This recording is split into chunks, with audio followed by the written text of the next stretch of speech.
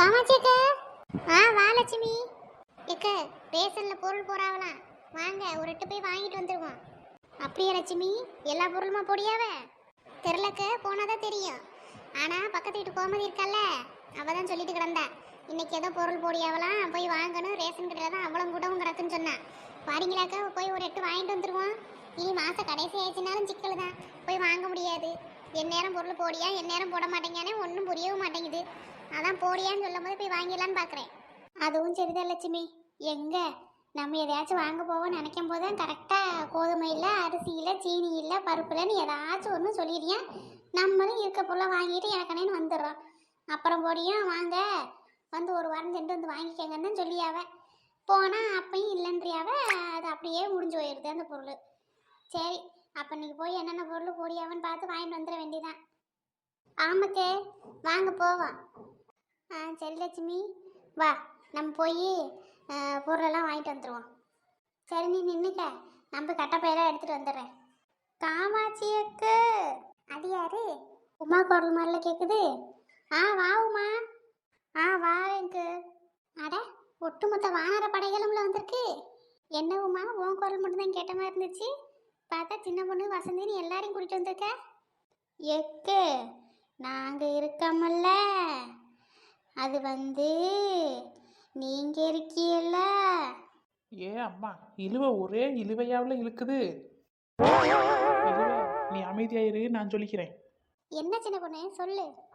எக்க ரேஷன் கடையில் எல்லா பொருளும் போடியாவலாம், அதான் ஒரு எட்டு வந்து உங்களை கூப்பிட்டு போகலான்னு வந்தேன். வாரீங்களாக்க? போயிட்டு வந்துடுவோம். அதைத்தாம இப்போ லட்சுமி வந்து சொல்லிட்டு இருந்தேன். நாங்களும் இப்போ அங்கே தான் கிளம்பிக்கிட்டு இருக்கோம். இருங்க, நான் போய் பையெல்லாம் எடுத்துகிட்டு வந்துடுறேன்னு சொல்லிட்டு இப்போ தான் சொல்லி இங்கேருந்து போகலான்னு பார்த்தேன். கரெக்டாக நீங்களே வந்திருக்கீங்க. ஆமாக்க, எனக்கும் தெரியாது. எங்கள் மாமியார் கிளவி தான் அங்கிட்டு ஏதோ கடைக்கு போயிட்டு வந்துருக்கும் போல். அப்போ பார்த்துட்டு வந்து சொல்லிச்சு. நான் பாட்டுக்கு நிம்மதியாக வீட்டில் படுத்து கிடந்தேங்க. இது பாட்டுக்கு வந்து என்கிட்ட ஒழுங்காக போய் வாங்கிட்டு வா, இப்படி மலை மாடு கணக்காக உருண்டுட்டு கிடக்க வீட்டுக்குள்ளே கிடந்து அப்படின்னு சொல்லி திட்டி விட்டுருச்சு. அதான் சரி என்ன பண்ணேன்னு நினச்சேன். எப்படி நீங்களும் வாங்கியிருக்க மாட்டேன்னு தோணுச்சு. அதான் உங்களை உமாக்கா வசந்தின்னு எல்லாரையும் கூப்பிட்றதுக்கு வந்தேன். உங்களை கூப்பிட்டுட்டு தான் லட்சுமி அக்கா கூப்பிடணும்னு நினச்சேன். பார்த்தா அவியலும் இங்கேயே இருக்காவ. ஆமாம் சின்ன பொண்ணு, நானும் பார்த்துட்டு வந்தேன் பார்த்துக்க. அதான் சரி அப்படியே ஒரு எட்டு காமாட்சி அக்காவை கூப்பிட்டு போவோமேன்னு வந்தேன். பார்த்தீங்களாக்க, காமாட்சி அக்காவை மட்டும் கூப்பிட வந்துருக்கிய, என்னையும் வந்து கூப்பிட வந்திருக்கலாம்ல. நீ எப்படி இந்த வேலையெல்லாம் பார்க்க மாட்டல சின்ன பொண்ணு, உங்கள் மாமியார் தான் பார்க்கும். நம்ம போய் என்னத்த அவியிட்ட பெரிய மனுஷிக்கிட்ட என்னத்த சொல்ல. அப்புறமா என்னென்ன போடியாகணும்னு தெரியாது. அதான் சரி நானே கேள்வி தான் பட்டேன். போயிட்டு எல்லா பொருளும் போடியாவா அப்படின்னா சரி உங்கள் வீட்டையும் சொல்லலான்னு பார்த்தேன். ஏக்க அதெல்லாம் இப்போ அது ஒரு வேலை பார்க்க மாட்டேங்குதுக்கு. நான் தான் வீட்டில் அவ்வளோ வேலையும் பார்த்து தெரியும். கிளவி வர வர ரொம்ப பண்ணுதுக்கு. இங்கிட்ட இருக்க பிள்ளைங்க நகர்த்த மாட்டேங்குது பார்த்துக்கங்க. காலைல ஏஞ்சி நான் தாக்கா எல்லா வேலையும் பார்த்தேன். வீடு கூட்டுறது, துணி துவைக்கிறதுன்னு எல்லா வேலையும் என்னை உழுக்க வாங்கிடுச்சு. இப்போதாக்கா போய் படுத்தேன். படுத்த உடனே ரேஷன் கடையில் பொருள் போடியானா எல்லா பொருளும் நீ போய் வாங்கிட்டு வான்னு பற்றி விட்டுருச்சு கிளவி. ஆனால் என் வீட்டுக்கார்ட்ட நான் ஏதோ வேலையே பார்க்காத மாதிரி சொல்லுதுக்கு. பரவாயில்லையே, அப்போ சின்ன பொண்ணு வேலை பார்க்க ஆரம்பிச்சிட்டா போலையே. அட போங்கக்க, வேலை பார்க்குறத நினச்சாலே கடுப்பாக வருது. எப்போ பார்த்தாலும் ஒரு மனுஷிக்கு வேலை இருந்துக்கிட்டே வாக்கா இருக்கு. எங்கள் வீட்டில் ஏதாச்சும் ஒரு வேலை இருந்துக்கிட்டே இருக்குக்கு. அப்படியே இல்லைனாலும் எங்கள் மாமியார் கிளவி என்னை இருக்க விட மாட்டேங்குது, கண்ணில் காண விட மாட்டேங்குது. அதுவாக ஒரு வேலையை உருவாக்குதுக்கு, உருவாக்கி அந்த வேலையை செய்யுங்குது. நான் போய் கட்டப்பையெல்லாம் எடுத்துகிட்டு வந்துடுறேன். சரிக்க. லட்சுமி, நீ கட்டப்பையெல்லாம் எடுத்துகிட்டு வரலாமா? உனக்கு கட்டப்பை பையெல்லாம் போகிறதுக்கு வேணுமே, எடுக்காமல் வந்திருக்கா? ஏற்கனவே நான் எல்லாத்தையும் எடுத்துகிட்டு தான் வந்தேன். உங்கள் வாசப்படிக்கிட்டதாக வச்சுருக்கேன். போகும்போது அப்படியே எடுத்துகிட்டு போவோம். சரிம்மா. சின்ன பொண்ணு, நீயும் போய் பையெல்லாம் எடுத்துகிட்டு வாமா, ரேஷன் கடைக்கு போவோம். சரிக்க. நான் பையெல்லாம் எடுத்துகிட்டு வந்துடுறேன். நீங்களும் கிளம்பி இருங்க. உங்களை சொல்லிவிட்டு அப்புறம் போய் எதுவாக இருந்தாலும் பார்த்துக்கலான்னு தான் சொல்கிற கூடியிருந்தேன். காமாட்சிக்கு அப்படியே ஒரு உதவி பண்ணுறீங்களா? என்ன வசந்தி? ஏக்க இப்போ தான் கையில் இருந்த காசை போய் சீட்டு பணம் கட்டிட்டு வந்தேன். அதனால் கையில் காசு இல்லை. இப்படி திருதுப்புன்னு ரேஷனில் பொருள் போடியது எனக்கு எதுவும் தெரியாது பார்த்துக்கங்க. எனக்கு இப்போதைக்கு கொஞ்சம் காசு மட்டும் கொடுங்க. பொருள் வாங்கிட்டு நைட்டு அவர் வரவும் உங்களுக்கு நான் திருப்பி கொண்டு வந்து கொடுத்துறேன் எனக்கு. சரிம்மா, இதில் என்ன இருக்குது, நான் உனக்கு காசு போடுறேன். எக்க 4 முடிய நம்பாதீங்க, பார்த்துக்கங்க. வீடு சின்ன பொண்ணு, அவள் இல்லைன்னு தானே கேட்குறா. அதான் நைட்டு கொடுக்குறேன்றால, கொடுக்கட்டும். ஆனால் வசந்தி நைட்டு கொடுத்துருமா, எனக்கு வேற ஒரு செலவு இருக்குது பார்த்துக்க. அதனால் நைட்டு கொண்டு வந்து கொடுத்துறேன்னா. சரிக்கா, நைட்டு கொடுத்துறேன், இல்லைன்னா நாளைக்கு காலையில் கொடுத்துருவேன். அப்போ சரிம்மா, நீங்கள் இங்கே இருந்துக்கங்க, நான் போய் பையெல்லாம் எடுத்துகிட்டு வந்துடுறேன். என்ன சின்ன பொண்ணு, இவ்வளோ கூட்டமாக இருக்குது, எப்போ வாங்கிட்டு எப்போ நம்ம வீட்டுக்கு போகிறது? ஆமாக்க, காலையில் எங்கள் மாமியார் சொல்ல தான் செஞ்சிச்சு. அங்கே பூரா ஒரே கூட்டமாக இருக்குது, போய் எப்படினாலும் வாங்கிட்டு வந்துட்டுன்னு சொல்லிச்சு. ஐயோ, இப்படி தெரிஞ்சிருந்தா நான் மாட்டுக்கெல்லாம் புல் எல்லாத்தையும் போட்டுட்டு வந்திருப்பேனே. நானும் சரி கொஞ்சம் பேர் தான் நிற்பாவ, போய் வாங்கிட்டு வந்துடலாம்னு நினச்சேன். தேதி இத்தனை ஆகுது, இன்னுமா பொருள் வாங்காமல் இருக்காவ. நம்ம தான் வாங்காமல் இருக்கோன்னு பார்த்தா ஊர் அவ்வளவும் வாங்கல போலையே. என்னக்கா செய்கிறது, எல்லாரும் உங்களை மாதிரியே சோம்பேறியாக இருப்பாவளா இருக்கும். நீ கண்டியோ நான் சோம்பேறின்னு? உன்ன மாதிரி என்ன தெரியும், ஊர் ஊரா சுற்றிக்கிட்டு எனக்கு எவ்வளோ வேலை இருக்குது தெரியுமா? அதனால தான் சரி என்னைக்கு போடுறாவன்னு தெரியுதோ அன்னைக்கு வந்து வாங்குறது. உன்னைய மாதிரியா நான்? இப்போ கூட உனக்கு நீ உனக்கா தெரியல, உங்கள் மாமியை சொல்லி தானே உனக்கு தெரிஞ்சு என்னைய சோம்பேறின்னு சொல்ல வந்துட்டான். உங்களுக்கு மட்டும் எனக்கு கோமதி அக்கா சொன்னனால தானே தெரிஞ்சு. ஆமாம், ஆனால் என் வீட்டு வேலையை நான் தானே பார்த்தேன், உன்ன மாதிரியே ஊர் சுற்றிட்டு திரிகிறேன். சரி லட்சுமி, வீடு வா, நம்ம போய் பின்னாடி நிற்போம். ஆமாக்கு, வாங்க நம்ம போய் பின்னாடி நிற்போம். இவ்வளோ கிட்டலாம் பேசினா நமக்கு தான் லூசு பிடிச்சி போகும். சரி வா சின்ன பொண்ணு, வாமா போய் வரசல் நிற்போம். எக்க, எனக்கு தெரிஞ்சு நம்ம சாயங்காலம் தான் வாங்குவோம்னு நினைக்கிறேன். பேசாமல் வீட்டுக்கு போயிட்டு சாயந்தரம் போல் வருவோமா? ஆமாம், போயிட்டு சாயங்காலம் போல வா.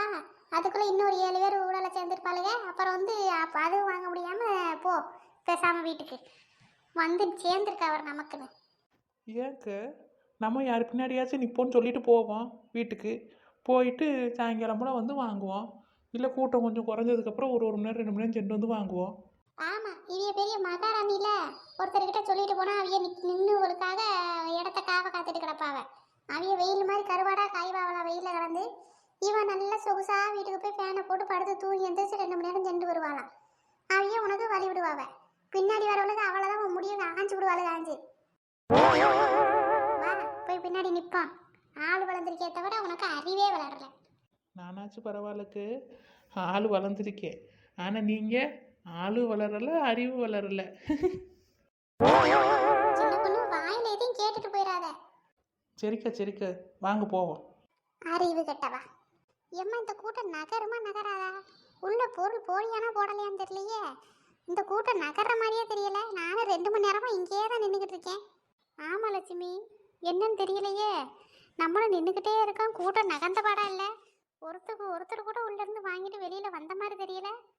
லெச்சு, இங்கே பாரு, வீட்டில் லட்சுன்னு கூப்பிடலாம் சரி, வெளியே வந்து லட்சு குச்சுன்னு வச்சுக்க, வாயில் குச்சி எடுத்து சொருகிவே பார்த்துக்க. சரி லெச்சு.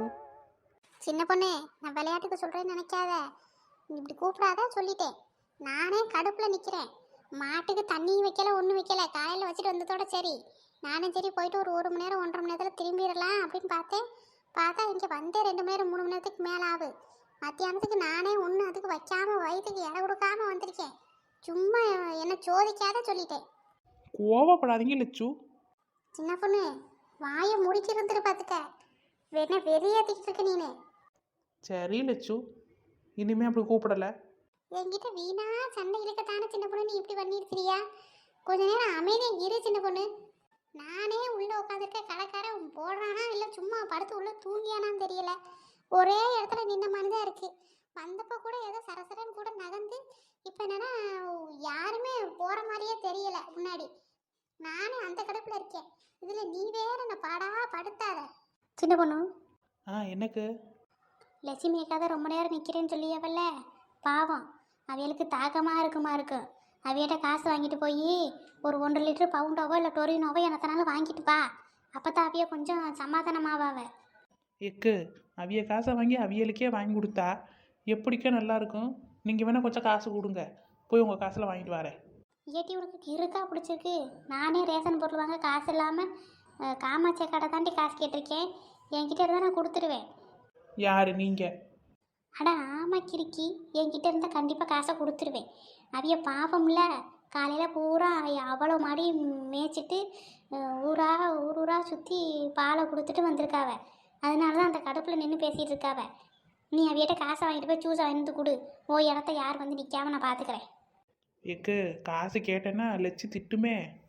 திட்ட தான் செய்வாவ, அப்புறம் காசை கொடுத்துருவாவ. வாங்கிட்டு போ. அவைய சாக்கா நம்மளும் ஆளுக்கு ஒரு மடக்கு குடிப்போம். அப்படி சொல்கிறீங்களோ? ஆ உமா, நீ என்ன சொல்லியா? ஆ சின்ன பொண்ணு. இருங்க, இந்த லட்சிக்கிட்ட காசை வாங்கிட்டு போய் வாங்கிட்டு வந்துடுறேன். ஆ இது நல்ல விஷயம். போ போ, சீக்கிரம் காசை வாங்கிட்டு போய் வாங்கிட்டு வா. அவைய சாக்கா வச்சு நம்மளும் ஆளுக்கு ஒரு மடக்கு குடிக்கலாம். லட்சு, சின்ன பொண்ணு என்ன சோதிக்கவா செய்யா? கோவப்படாதீங்க லட்சு. காசு இருந்தால் கொடுங்களேன். காசா? காசு எதுக்கு உனக்கு? லட்சு, காசை கொடுங்க லட்சு. அதான் எதுக்கு மலமாடு? எதுக்கு உனக்கு காசு? நான் போய் ஏதாச்சும் குடிக்கிறதுக்கு வாங்கிட்டு வந்துடுறேன் லட்சு, அதுக்கு தான் கேட்டேன். வாங்கி வாயில போடுறதுக்கு காசு வேணும்னா போய் உன் காசுல வாங்கு. என்கிட்ட என்னத்துக்கு காசு காசுன்னு கேட்டு நிக்க? என்ன லட்சு இப்படி சொல்லிட்டீங்க? நீங்கள் தான் காலையிலேருந்து வேலை பார்த்துட்டு சாப்பிடாம கொள்ளாமல் வந்து நிற்கிறிய 2 மணி நேரம் 3 மணி நேரமா. அதான் உங்களுக்கு வாங்குறதுக்கு தான் கேட்டேன். காசு கொடுங்க, நான் போய் வாங்கிட்டு வரேன். ஏம்மா போதும்மா, நீ என் மேல கரிசனை காட்டினதெல்லாம் போதும். உனக்கு வேணும்னா நீ போய் வாங்கிட்டு வந்து உன் வாயில ஊத்து. எனக்கெல்லாம் எதுவும் வேணாம். எக்க என்னக்கா இப்படி சொல்லிட்டீங்க? கொடுங்கக்க, நீங்கள் கொடுத்து விட்டீங்கன்னா அப்போ சின்ன பொண்ணு வாங்கிட்டு வருவாள்ல. ஏம்மா எனக்கு எதுவும் வேணாம்மா. நீங்கள் கொஞ்ச நேரம் 3 பேர் பேசாமல் இருந்தீங்கனாலே நான் நிம்மதியாக இருப்பேன். லட்சு கொடுங்க லட்சு. எங்களுக்கு நின்று காலெல்லாம் உழைவுல அப்படியே நடந்தாப்புல போய் கலரை வாங்கிட்டு வரோம். நீங்கள் குடிச்சிட்டு ஆளுக்கு எங்களுக்கு ஒரு மடக்கு கொடுங்க. அதான் நான் பார்த்தேன். உனக்கு காலார நடந்து போகணும்னா நீ பாட்டுக்கு நடந்து அப்படியே பரதேசம் போ. ஏன் உயிரை வாங்காத. என்கிட்டலாம் காசு கிடையாது. நான் என்னடா நம்ம மேலே அக்கறையில் கேட்கறாளேன்னு பார்த்தேன். ஒரு மடக்கு உன் வாயில போடுறது தானே கேட்டிருக்க. உனக்கெல்லாம் ஒரு மடக்குனாதான் அந்த பாட்டில் மொத்தமும் உன் வாய்க்கே போயிருமே. ஏன் லட்சு இப்படி சொல்கிறீங்க? அப்புறம் வேற எப்படி சொல்லணும்? சும்மா என்னை சோதிக்காம நின்று பார்த்துக்க. லட்சுமி, எனக்கு காசு இருந்தால் கொடுத்து விடுமா. நான் வீட்டில் போய் உனக்கு காசு தரேன். எனக்கு தாகமாக தான் இருக்குது. காலையிலையும் சாப்பிடவே இல்லை. நானும் பிள்ளைகளை ஸ்கூலுக்கு அனுப்பிட்டு அப்படியே வந்துட்டேன். காசு இருந்தால் கொடுத்து விடு. நான் வேற வசந்திக்கு வேற காசு போடணுமா, அதனால தான் என்கிட்ட காசு இல்லை. நீ கொடுத்து விடு, நான் உனக்கு வீட்டுக்கு வரவும் காசை கொடுக்குறேன். ஏக்க இவ்வளோ வாங்கி உங்களுக்கு கொடுப்பாளுங்க. அவ்வளோ வாயிலே வரும்போது போட்டுட்டு வந்துடுவாளுவ. அதுக்கு எதுக்கு இவ்வளோகிட்ட காசு கொடுக்கணும்? உங்களுக்கு குடிக்கணும்னா சொல்லுங்கள், வாங்க, நான் உங்களுக்கு வாங்கிட்டு கூட்டிகிட்டு போய் வாங்கி தரேன். நீங்கள் எனக்கு திருப்பி காசெல்லாம் கொடுக்க வேண்டாம். இல்லை லட்சுமி, வாங்கி திறந்து கேட்குறாளுவல்ல, கொடுத்து விடு. அவியலும் வாங்கிட்டு வரட்டும். சரிக்கு, நீங்கள் சொல்கிறனால கொடுக்குறேன். மலமாடு, இந்தா காசு. கொடுங்க லட்சு, போயிட்டு வரேன். இந்தா காசு எடுத்துகிட்டு போய் 2 1.5 லிட்டர் பவுண்டாக வாங்கிட்டு வா. ஒன்று உங்கள் வாயில் ஊற்றிக்கங்க. 1 நாள் எங்களுக்கு பத்திரமா கொண்டு வந்து கொடுங்க. சரி லட்சு. எக்க வாங்க போவோம். லட்சு மனசு மாறிட போகுது. ஐ வா சின்ன பொண்ணு, போகலாம். நமக்கு பவுண்டை வாங்க வேண்டாம், நம்ம மாசா வாங்கி குடிப்போம். சரியா? என்னத்தனாலும் வாங்கி குடிப்போம். வாங்க அம்மா. அந்த அம்மா மனசை மாறதுக்குள்ளே இங்கேருந்து ஓடிடுவோம். லட்சு, எங்கள் இடத்துக்கு யார் வராமல் பார்த்துக்கோங்க. போ.